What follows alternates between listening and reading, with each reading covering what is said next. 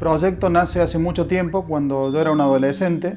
Tuve la suerte de compartir mucho tiempo en la provincia de Mendoza, al sur, en San Rafael, con el doctor Humberto Lagiglia, ya fallecido. Trabajé con él colaborando en las excavaciones, pero también trabajando en ciencias naturales, en geología.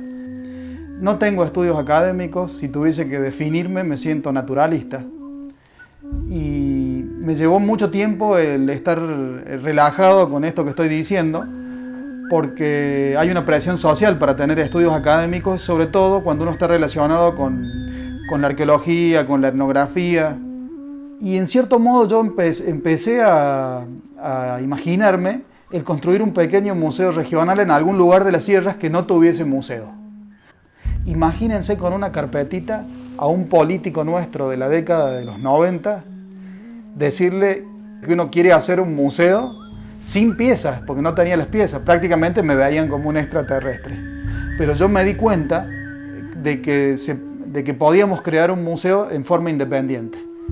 Bueno, así comenzamos con el museo. Empezó a crecer en forma particular y en este momento está, yo creo, ya muy insertado en la comunidad de Mina Clavero. La mayor parte de las piezas fueron recolectadas en un área no mayor de 3 kilómetros a la redonda. Son en su mayoría de recolección superficial, o cuando la gente, por ejemplo la cooperativa eléctrica, cuando ha puesto postes en sitios arqueológicos, o cuando la gente ara los campos. Mi hijo de 15 años, Malcu, en el invierno pasado encontró restos humanos a 2 kilómetros de aquí. Terminó siendo un hallazgo espectacular. Encontramos restos de 2 cuerpos que aparentemente podrían estar desmembrados. Y a partir de estos hallazgos y de ese trabajo, ya gente del CONICET se ha interesado en el área y en este momento se están haciendo estudios. Y con este cuerpo, con estos restos, tendríamos el primer fechado por carbono 14 de aquí de Mina Clavero.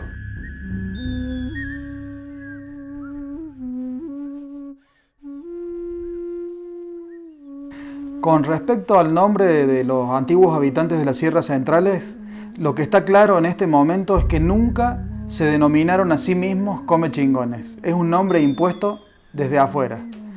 Hay muchas acepciones que describen las crónicas, los primeros documentos de la época de la conquista, cuando llegaron los españoles. Uno de los documentos dice, en la crónica de Vivar, dice que comechingón es un grito de guerra, que en su lengua significa muera o matar.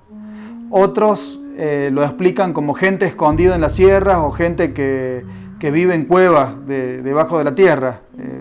Esos son en los trabajos de Aníbal Montes, por ejemplo. Y podríamos seguir añadiendo explicaciones.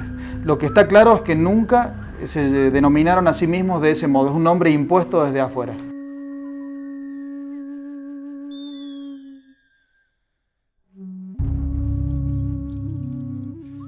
Una de las piezas más importantes del museo es un pequeño silbato de cerámica al estilo de otros silbatos que han sido hallados en la provincia de Córdoba. En general están elaborados en cerámica o en piedra sapo, en esteatita. Este silbato de cerámica fue elaborado a partir de arcilla de aquí de la zona. Las vetas de arcilla están a lo largo del arroyo. Tenemos una a 200, 300 metros de este sitio y otra veta importante de arcilla está aquí a 1 kilómetro. Y se encuentran prácticamente en todo el valle tras la sierra estas vetas de arcilla negra en las inmediaciones de los cursos de agua. Con respecto a la pasta con la que fue elaborado, cómo preparaban la arcilla, y yo he hecho una experiencia que es muy interesante. Pasé por la veta de arcilla, por la barranca en la orilla del arroyo, saqué arcilla de la barranca, la mojé con agua del arroyo. Mientras venía caminando para mi casa, estaba a unos 2 kilómetros de acá, modelé una estatuilla con una espina de espinillo, al estilo de las estatuillas que están en el museo, y la cociné con leña del monte con total éxito. Creo que no se preocupaban tanto de la pasta, en zarandear.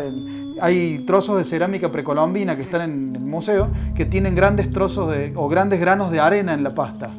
Pienso que directamente tomaban la arcilla y que sacaban a mano, hacían una selección de las partículas más grandes o que podían producir un agrietado en la cocción.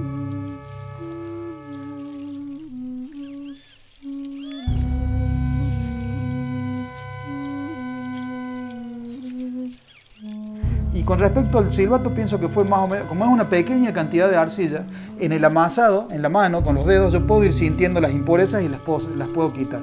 Modelado en la pieza sobre el dedo. Ahora no me entra en el dedo porque esta arcilla de la zona tiene una contracción importante.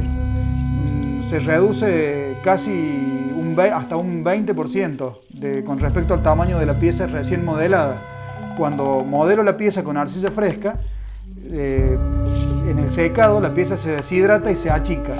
Y ese es el motivo por la que en este momento no me entra en el índice. Pero son piezas modeladas sobre la mano. O sea, se puede modelar, esto se puede modelar perfectamente en mi dedo índice. Después se achicó en el secado.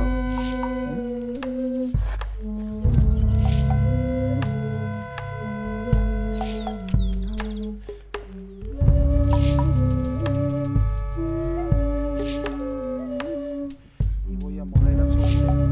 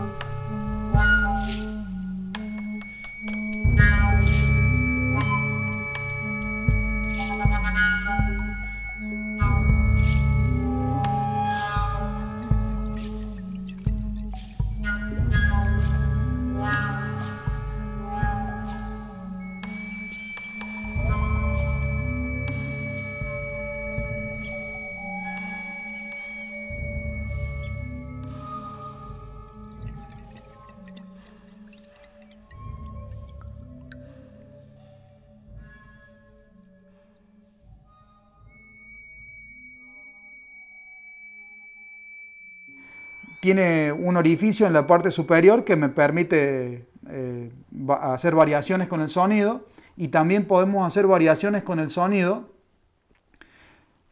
inclinando la pieza, modificando el ángulo sobre los labios. El sonido.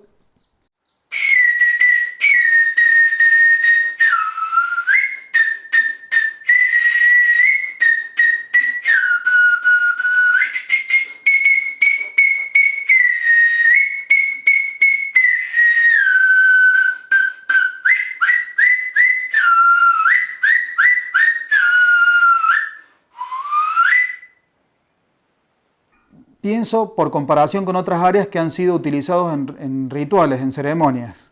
Por ejemplo, los mapuche en Patagonia, en las rogativas, muchas veces son en el compás del cultrún y de la pifilca, un silbato de madera. Y en las zonas andinas, las comparsas, para cambiar los ritmos, marcan el cambio de ritmo a veces o cambio de compás con un silbato.